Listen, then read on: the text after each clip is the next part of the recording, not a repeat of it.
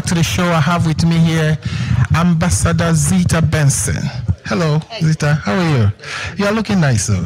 Thank you.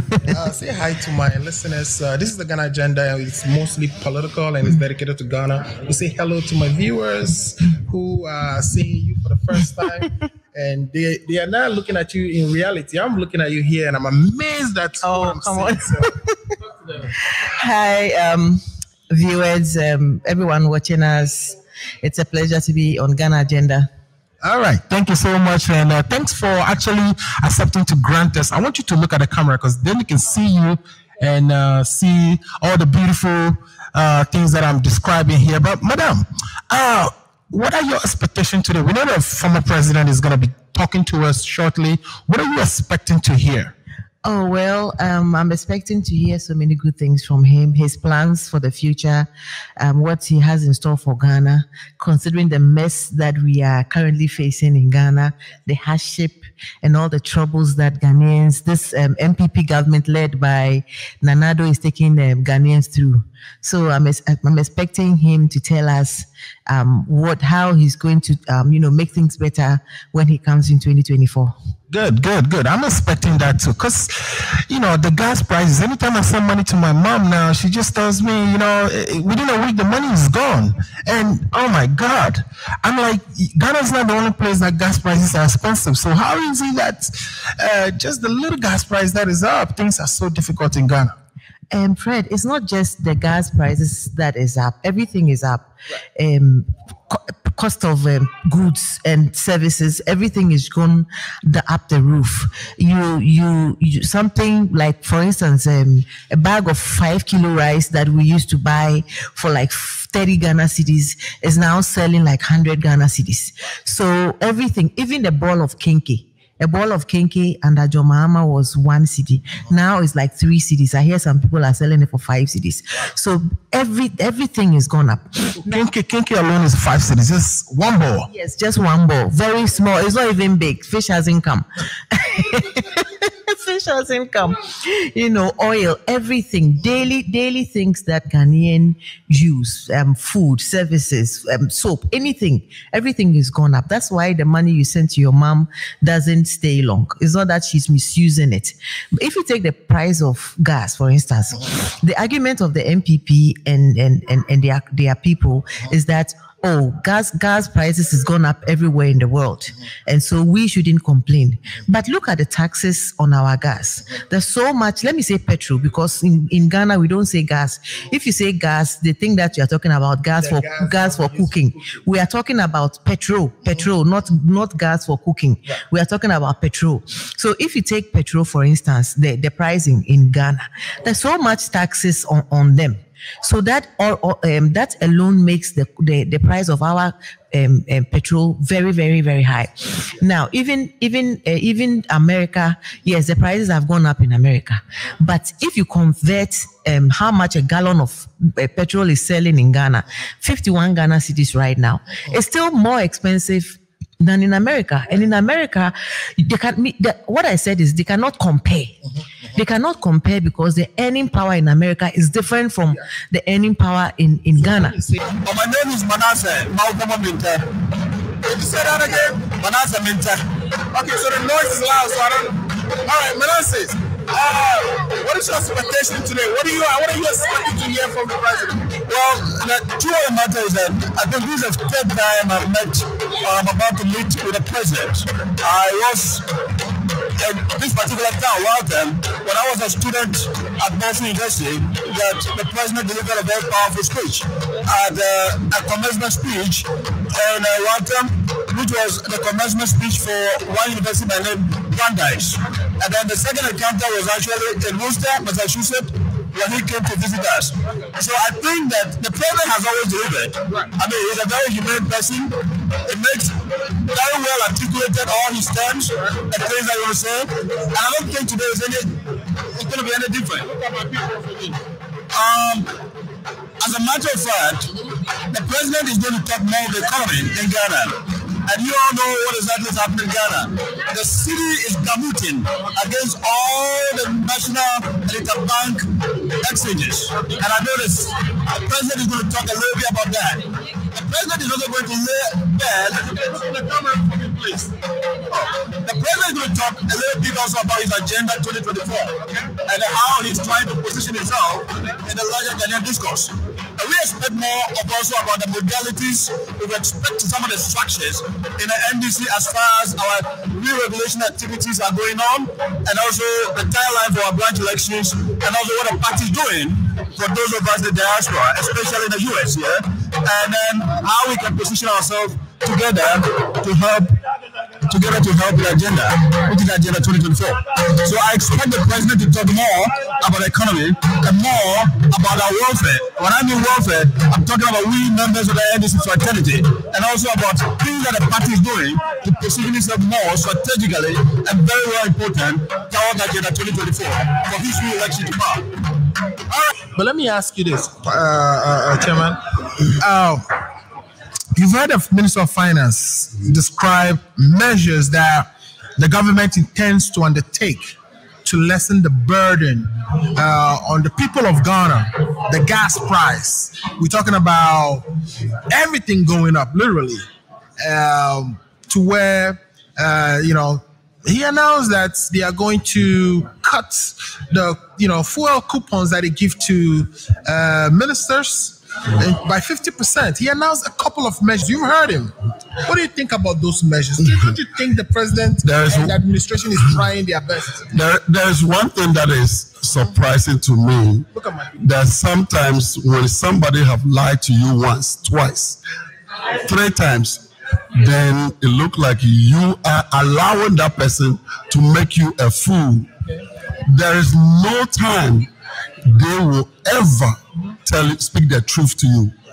You heard Tekpo. He told you straight up that what the finance minister was saying will not work, will not bring anything to Ghanaians. So please do not believe anything that comes out of the mouth of that minister. Sometimes that's not the easiest thing to do. Anyway, so what are you expecting to hear from the president today? I think the president has already outlined his plan, what he's coming to do for 2024 for the country. Can you look at my people for me? How he planned to rescue the country from the doldrum. And let me tell you, this guy is a visionary. A visionary is someone who foresees problem in the future and plan before the problem get to him. Not like Akufo-Addo who will be in a mess before trying to plan what to do. But he's not like that. That is one of the reasons why I'm always following him. Do you think I'll fly from Virginia to come and listen to this guy for nothing? No. We need to rescue the country. The country is moving towards the wrong direction. And he is prepared to do that. And we all need to support. I'm expecting to hear more from the president. As usual, we know he's a very good communicator. And then we believe he's the one to rescue our dear nation right now because of the hardship that is going on now. It's really tough. It's very, very difficult for our folks back home. So we know he's the one that is going to rescue the nation for us and nobody else, because he's done it before. He knows the terrain, and we know he can do it again. Well, we're expecting to hear what the roadmap is for the future. We know where we're coming from. We know the current state of our country. The country's at a point where, very critical point where we need very solid team and very safe pair of hands, right, to take over and steer the ship back into safer waters, right. So at this point, we need our leader to give us a roadmap, and also for us to rally behind him. So you are hungry for leadership, and you think that he's going to offer hope today to you. He is the only safe bet out there. We cannot risk any more of these people out there. Manado and the Balmias team is a complete disaster, a spectacular disaster. At this point, we need safer hands. We need someone who's got the expertise, the experience, to take us back, to at least a much better place. The current state of affairs is just not tenable, and if we do not do anything about it, if people like us, the professionals out there, do not take charge and push this man and this leader, I'm afraid they would have failed our own generation. From what I have seen with the NPP, and because of how they have corrupted our societies, I always cite the example of Azuma Nelson against Jeff Fenwick. When they fought the first fight, it was right here in the United States of America, Madison Square Gardens. It was obvious Azuma had beaten Jeff Fennick, but the judges who had gone to their school decided that they would score that bout in a draw. And it was obvious a rematch would favor Jeff Fennick more than Zunzum. Zunzum came back to Ghana, trained hard, worked hard. And when he was going, the return match was in Australia, where Jeff Fennick comes from. For some of us, we thought Azuma was smart accepting the rematch. Because even in America, where none of you came from, because of the skin of their colors, they robbed you. How much more going to Australia, his own backyard? And I remember Kweku Foswasari, Sports Highlights, asking Azuma that, how are you going to win this fight? And he said, it is going to be a father and son fight. He didn't say son, he said son. It's going to be a father and son fight. And he said, I am taking my own referees into the ring.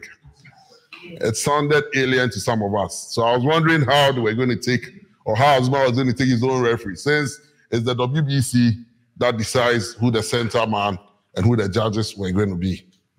And the fight started. So Azuma left Ghana. And in those days, GTV was only station that showed matches. So he stayed up late. And you know the time difference between Ghana and Australia. So we all had to stay up late and watch Azuma and Nelson that day. The first round was cagey. The second round was tough. The third round, we started separating the men from the boys. In the sixth round, Jeff was wounded badly. And in the eighth round, Jeff could not continue the fight. In his own backyard, Azuma Nelson knocked him down. That is how we must defeat him. We must leave no stone unturned. We must make sure, because you see, it's cagey. With Jim Mensah still the electoral commissioner. Yes. We must make sure that the gap is so wide that no amount of stealing can convert it from 58, 59% for us to what they did to us in 2020. For me, I keep saying that 2020 was a blessing. Maybe in disguise. Because the rot and the mess they had left, they would have turned around and blamed us. We told you. But now everybody knows the worth of the NPP and nobody takes them serious. Today, Ghanaians are crying for John Mahama to come back. And the biggest worry of Ghanaians is that, can we wait? And I keep on telling them that if you remember, during our campaign launch in Cape Coast Sports Stadium, I was offered a platform and I said something around that time, and I'll say it in three. Say, Amamowe and this is Sanfu na your country. Now, Amamowe dear, so what now for your mistake? Now to a bonny, now what the man on Mampenny no better as well. What don't want to say for 4 years? Whether you like it or not, you have to wait for the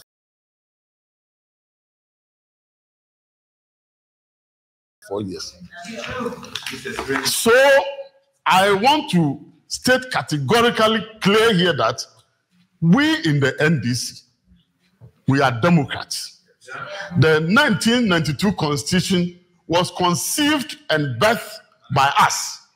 Today, those who are running to the Supreme Court to defend the Constitution, they ran away from the Constituent Assembly, which actually promulgated the 1992 Constitution. Today, they are the people who are running helter-skelter to defend the Constitution which they ran away from. We birthed that Constitution. And for that matter, we will be the last to do anything to undermine that constitutional order. So, we are not interested in coup d'etat. We are interested in using the democratic process of using the stamp of the people to remove Nana Akufo-Addo and incompetent Bawumia from office and form the new government. Indeed, 2016 was the biggest political scam that Ghana has ever seen. Today, if you play those videos and those sounds back to them, they don't want to hear, you know, and it's good that God has gone digital with posterity.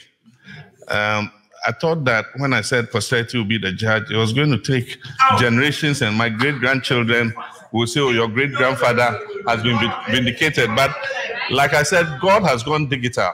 And so he's serving it fast and hot. You know, so I want to thank you. And I want to say I love your enthusiasm. For me, the numbers are impressive, but even more than the numbers is the energy and enthusiasm that we have seen this evening.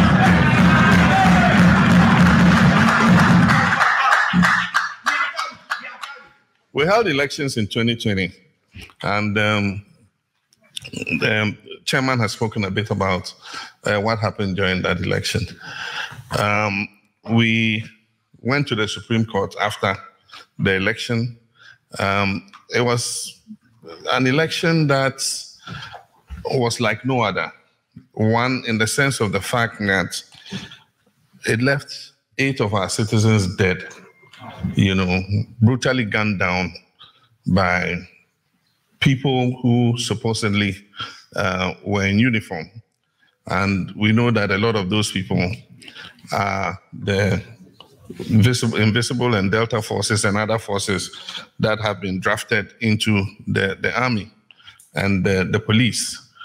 Our forces have been quite disciplined forces, and today you see some of them and you wonder whether these are real disciplined Ghanaian soldiers or policemen. You see them with beard, I mean very thick beards, and then you see them wearing earrings, you know, and then they wear Azugu masks against mosquitoes and things like that, you know.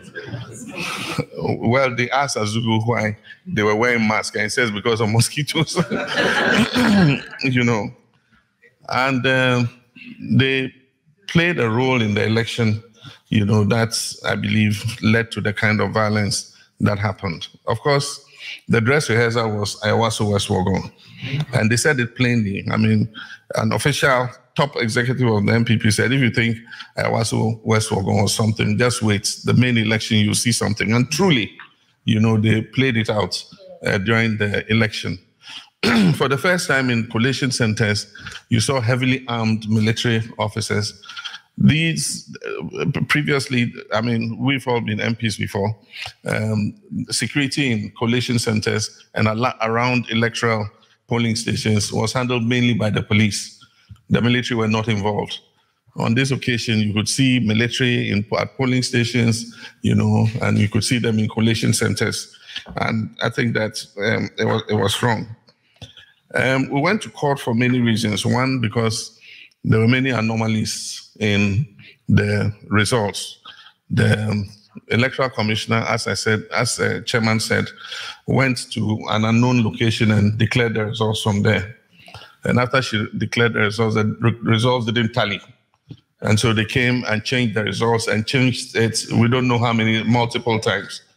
And so that, you know, was an issue that we had to deal with. Apart from that, there were problems with the collation. In some of the regional collations, the figures didn't add up. There were mistakes in the figures that were collated. Aside from that, on the pink sheets, you know, they sent one pink sheet to Parliament, which was passed under the constitutional instrument, because you have to send it to Parliament under a CI.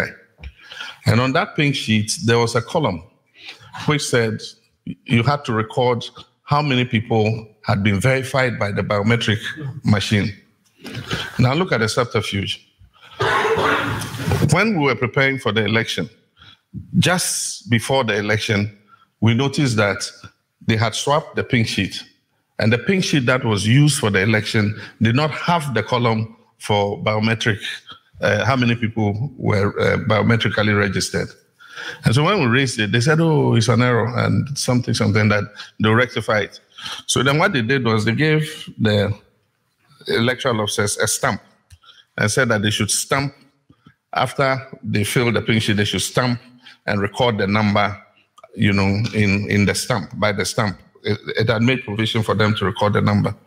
The reality is that most of them did not stamp it. And so a lot of people ask, oh, but why didn't you bring your pink sheets? The pink sheets are only useful if you can match it with the number of people verified. Because the number of people verified must be equal to the number of ballots in the box. And so that was another way in which, things didn't go well. But most of all was, we've all done elections before, and the printing presses that print the ballots are selected. And all the political parties are supposed to send agents to those printing presses. And we sit there from the time they start printing until they finish. When they finish, we all tally how many ballots they were asked to print. And we all look at the numbers and everything. And if we are satisfied, then all the agents sign the certificate of completion to say that we're satisfied that it tallies, this is the number you were asked to print and all that. And so we did it as usual, like we do for all other elections. And then we all dispersed.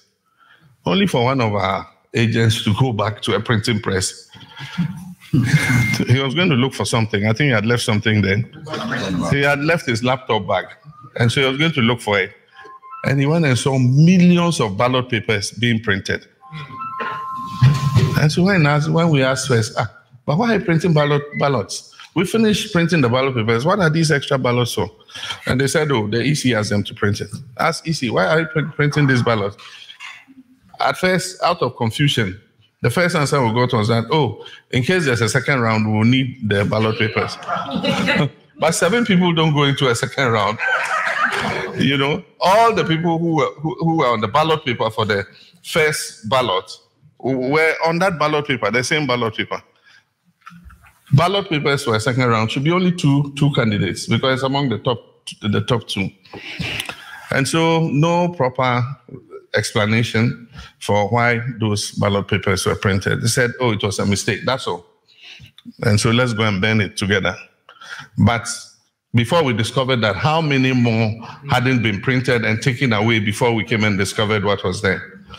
And so we went together and burnt the ballot papers. On the day, some of those ballot papers, we arrested people carrying some of those ballot papers. And we reported them to the police, took them to the police station. Up to today, nobody has been charged or prosecuted for carrying those extra ballot papers. And so these were some of the things that happened in the election that we thought, did not make the election exactly free and fair. And so we went to court, one, to test, our legal rights. And then secondly, to also calm the atmosphere. The atmosphere was quite charged. A few of our people took to the streets. There were demonstrations. There was a threat of violence. And we didn't exactly want to go down that route. And so it was better to use what the Constitution availed us, And once we filed the suit, I noticed that it calmed, everybody. And of course, we went and we got scored 7-0 on every issue that we raised before the court. But that is what happened. And it's not been surprising because I'll talk about that later. With regards to governance, we do have problems with the judiciary, I must say. And I think that it's necessary for some reforms to take place there. Internal reforms. It's necessary for the Chief Justice or whoever is in charge to make some reforms. Like the chairman said, since then we've been busy. We mentioned what we've done. We organized retreats immediately. The first one was in Ho. It was a national retreat. And so all the regions, the 16 regions came, gave their reports. And it was very interesting to listen to some of the reports. It made us realize that we needed to tighten a few things, because in some of the regions, the seats we lost, it was not, we shouldn't have lost them. Yeah, and so either because 2 people did not agree or somebody wanted to show that, look, if without me, you can't win this seat and all that. And so while you are busy campaigning, somebody is undermining you. And so there are some seats that we have normally won that, we lost. We comfortably should have gone above 150 seats, but even then, as the chairman said, there are some of the seats, that we won, but our arms were twisted. For instance, Techiman, if you look at the pink sheets and you calculate, the NDC candidate won, and yet the presiding officer was forced to declare for the MPP candidate. The case is in court, and we're hoping that justice will be done, and that seat will return to NDC. There's the case of Sehuyo also, where in the last ballot box, which comes from our stronghold, they said there was threat of confusion or something, and so the electoral officer asked that the ballot box be brought to the district electoral office. And so they went with a pickup and took the ballot box. Now the information I have is the human being sat in the pickup, and then they put the ballot box in the bucket of the pickup. And by the time they got to the district electoral office, the ballot box had disappeared. Now, what is done? We've had a case like this before when Afarijan was electoral officer. And what Afarijan did was he sent, I think, David Kanga, to go and resolve the issue. So David Kanga went and said, okay, so one ballot box is not there. He called all the political parties, CPP, and all the other parties that offered candidates for that election in that constituency, and said, all of you bring your copies of the pink sheets. And so every party brought their copies of the pink sheets, together with the Electoral Commission pink sheet. He compared all of them, they were the same. And so he asked them to use that figure to declare the winner of the constituency. And he was declared. And so there's been a precedence. But in this case, one ballot box is missing. You haven't, been able to add that tally to the results. And yet you go ahead and declare somebody else the winner. And yet when we look at our pink sheets and we tally all of them, our NDC candidate won that election. So that case too is in court, and a few others. But we'll see what happens. And so a lot of those reports were given, and I think it was a very good exercise. Then the party embarked on a re-registration exercise and a digitization of our membership. And so that exercise is ongoing. As you said, we've done outreaches, we've done training programs for the youth, for the communicators, and I opened the training program for the female communicators. We have some quite sharp female communicators now. They're doing a very good job. Yeah, and so all that has taken place.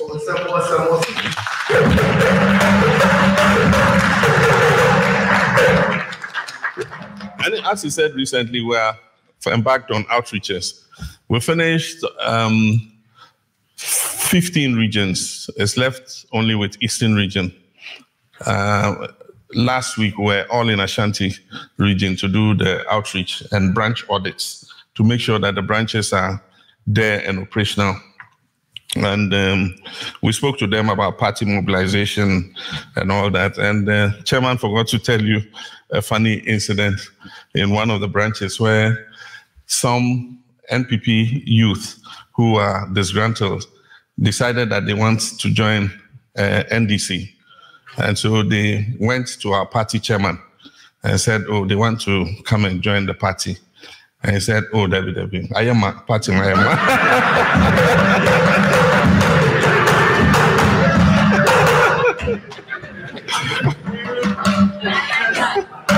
He said, the party is full, there's no space for them. So when they asked him, chairman and co-asked him, he says, I am a saying. He said, Sakwano, or police station. He says the MPP guy wants to join, is troublesome, so you allow him into the party. But that's why the chairman was saying that we should open our arms and accept as many people as possible. Politics is about numbers, and elections are won by numbers, and so we shouldn't drive anybody away. So that has taken place. But let me just say a little about what's the current situation in Ghana is. And I heard many of you shouting e-levy, e-levy. Yeah, e-levy is topical because it's a new tax that this government is introducing. And our party has been against it. And as you know, we have a hung parliament. We are 137, they are 137. And there's one independent who has opted to do business on their side.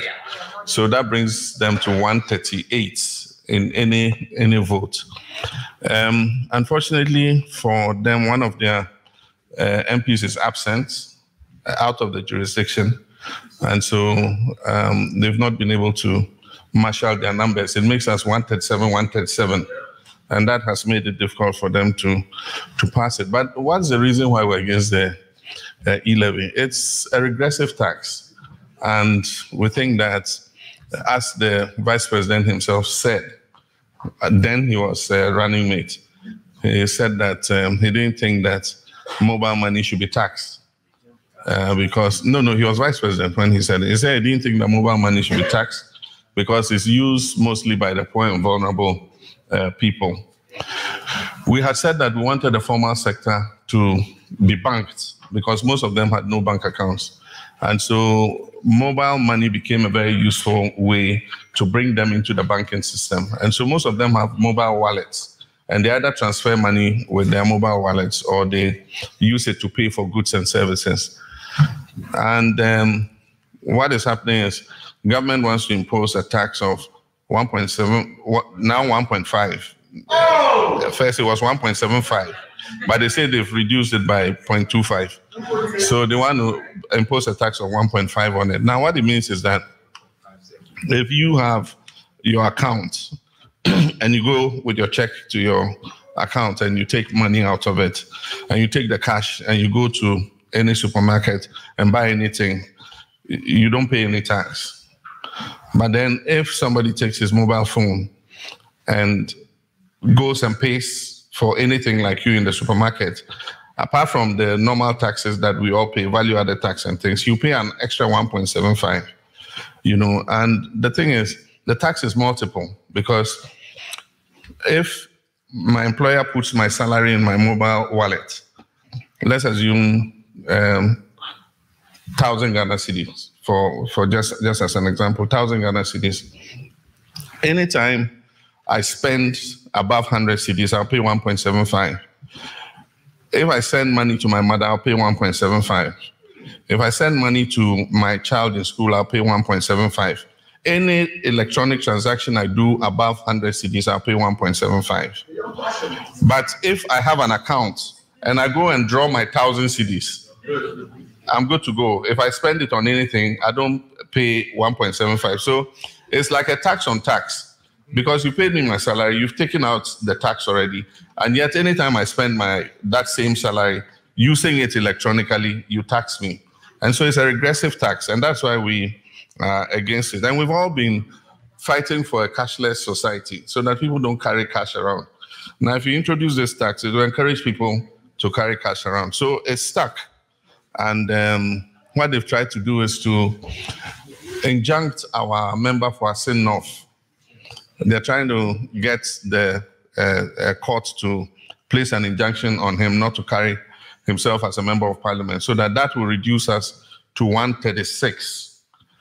Now, unfortunately for them, one of their MPs is also ill and has been in hospital for quite some time, and so depends. If his condition does not make it possible for him to come to parliament, then it means that we'll be 136 again. So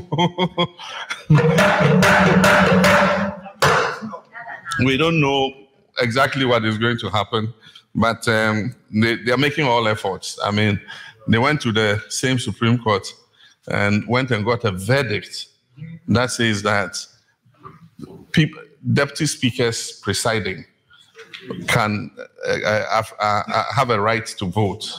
You know, it's the most absurd decision. And it was 7-0 again, unanimous. Yeah, and I don't think that the judges understand the convention in Parliament. You know, in most motions we carry in Parliament, the first vote is a voice vote. And so the Speaker puts the question, as many as are in favor say aye, and as many as are against say no. So when he says as many as are in favor say aye, let's assume that he comes from that party. It means that he must take part in the voice vote.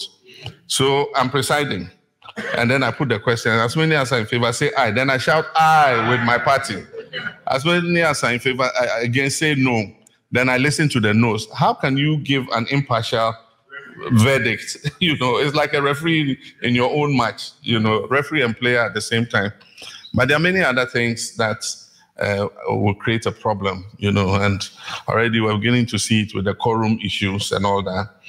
They say Parliament is a master of its own procedures, and so they have bent the rules sometimes, or they've done some things to allow business to flow. But now if you say it's rigged and this is unconstitutional, this is that, then if we all decide to follow the Constitution, it will slow down the work of Parliament. It will make it more difficult for government business to go forward. So that's the thing about the e-levy. But he was saying the banking sector clean-out has led to massive unemployment. Tens of thousands of people who work for those banks have lost their jobs. And it was avoidable. Before we left office, we knew that some banks were having problems, but we realized the catastrophic effect it will have if we close them down. And so we were, through a reform process, managing to be able to strengthen them so that they could stand on their feet again. Now these guys come and they say no. The first thing they do is they say you must increase your capital to 400 million cedis. It was 80 million. You must increase it to 400 million. This is a time frame. If you're not able to raise 400 million, we'll shut you down. And already, you say if they're not able to raise it to 400 million, you shut them down, and you keep reminding them. And so the public say, but if my money is in this bank and they haven't been able to raise 400 million, they are better go and take my money out before they shut them down. And so then it begins a run on the banks, and it makes their liquidity position worse. You know, apart from that, for most of those banks, those were the indigenous banks owned by Ghanaians. Because when we came into office, before, most of the banks were foreign-owned banks and Nigerian banks. And so we came out with a deliberate policy to encourage some Ghanaians to also open banks. And that's how come UT Bank, Unibank, and all of them were formed. And these were the banks that were lending to the small and medium enterprise sector because they understood the sector and they could go and retrieve their monies. And so it's more risky lending to the SMEs than to the big companies. And so these were the banks that were taking the risk. So naturally, they would have a worse liquidity position than the other banks that lend only to government, to the big companies like Unilever and all the others. And so you can understand that they would have a worse liquidity position than those other banks. And so what you needed to do was to do what England did. If you remember the issue with Lloyds Bank, when the world recession took place, the financial crisis, Lloyds Bank was in trouble and it was about to collapse. What did the authorities in UK do? They pumped money into Lloyds Bank and took equity in Lloyds Bank. Today, as I speak, Lloyds Bank has paid back that money with interest and gotten their equity back. Now, if that was the approach that was taken with these indigenous banks, government would have spent about 9 billion stabilizing them. Instead, they shut them down. And because they guaranteed deposits, meant that they'll pay everybody's deposit to him, government ended up taking a debt of almost 25 billion cedis. I mean, who does business like that? You know, instead of 9 billion to save those people who were working there and not dislocate employment, instead of 9 billion to make sure that indigenous people who own their banks continue to do business, you go and shut down the banks and put a liability of 22 billion on your books. That was the first major mistake they made.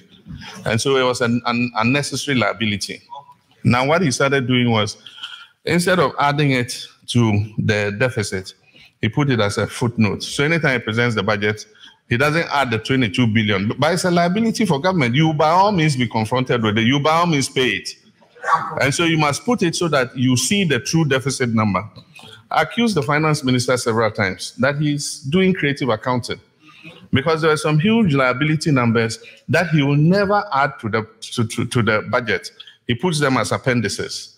But when you add them to the budget, he says, oh, I have a 4.5% deficit. When you add them to the budget, you find that he's closer to 7.58% budget deficit. So there has always been a hole in the budget. So if they tell you that it's COVID and Ukraine that has brought us to this situation, it is a bloody lie. The hole was, one, the banking sector clean out, the cost of it, and then two, the energy sector liabilities. They owe the generating companies about $1.5 billion or so. And he always puts them as footnotes. So there's always been a hole there. And eventually, it will catch up with you. And so it caught up with him when COVID came. And then they blamed COVID for it. The World Bank director himself said that there were challenges with the economy already before COVID came. You know, the fundamentals were already shaking before.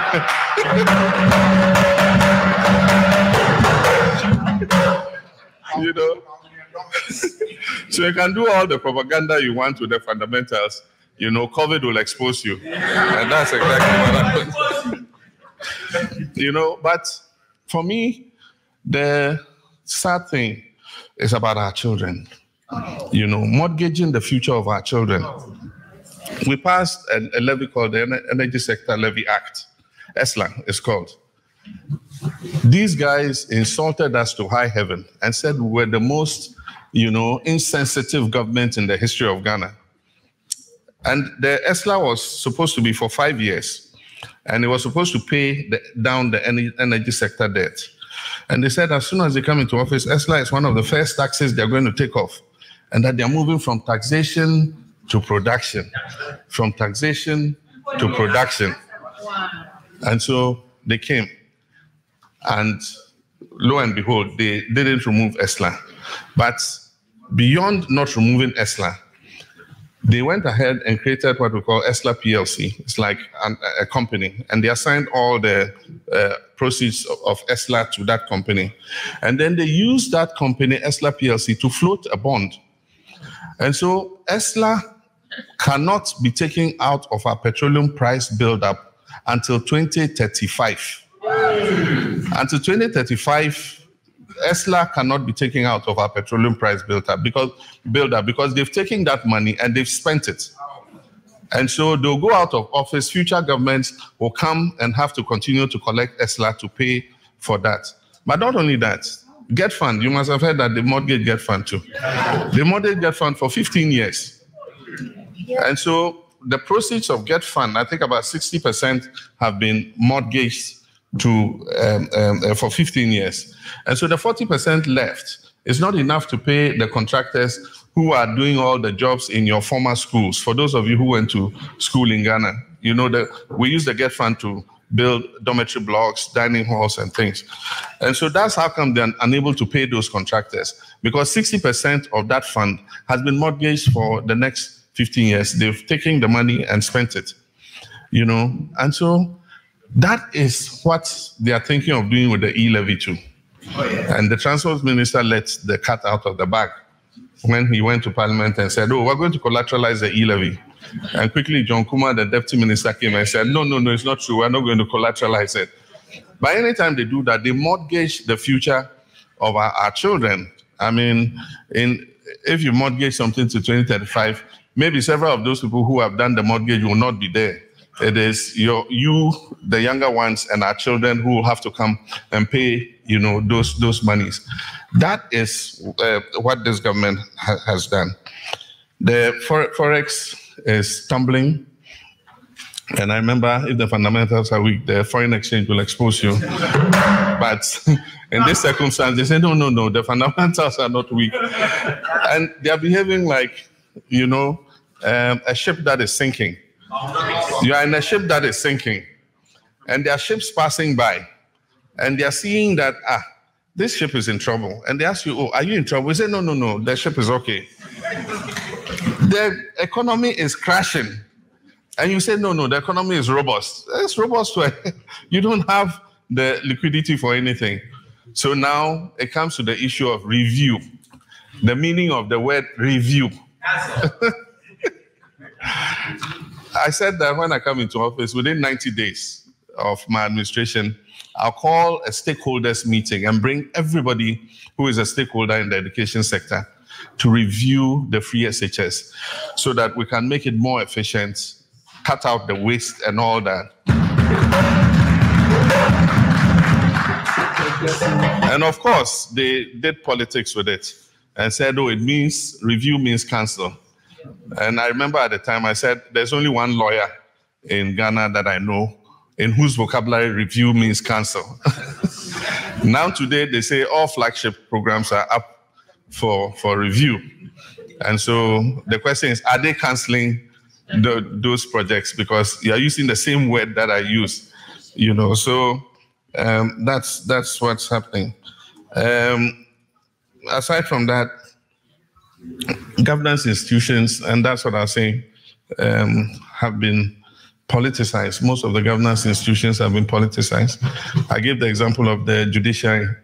It's only in Ghana that a Supreme Court will make a decision that your birth certificate is not proof of citizenship. I don't know elsewhere anywhere in the world where a Supreme Court can determine that your birth certificate is not proof of citizenship, And there are many such, very funny judgments that have been given. But of course, I remember at one time, our colleague, Atubuga, said that from a research he had done, judges tend to give their judgments in favor of the political party or leader that appointed them. He was subjected to such a whirlwind of indignation from the judiciary. But if you break down what is happening today, and you look at the empaneling, and you see who appointed who, you will find that there was some truth in his research, and so the thing is, I don't understand. Our constitution gives security of tenure to judges. Once you have been appointed, you cannot be removed. And that is why we give security of tenure, so that you have the courage, no matter who appointed you, to give judgments according to your conscience. And that is what our judges should do. They must rise up to the occasion and forget that who appointed me. And when you're faced with a case, you must look at it on its merits and give judgment according to your conscience. Nobody can take you out of your position, but unfortunately that is happening. I can talk about so many other things, but corruption is one of the issues. The president mentioned his nicknames one time, but he forgot to add the fact that they call him clearing agent.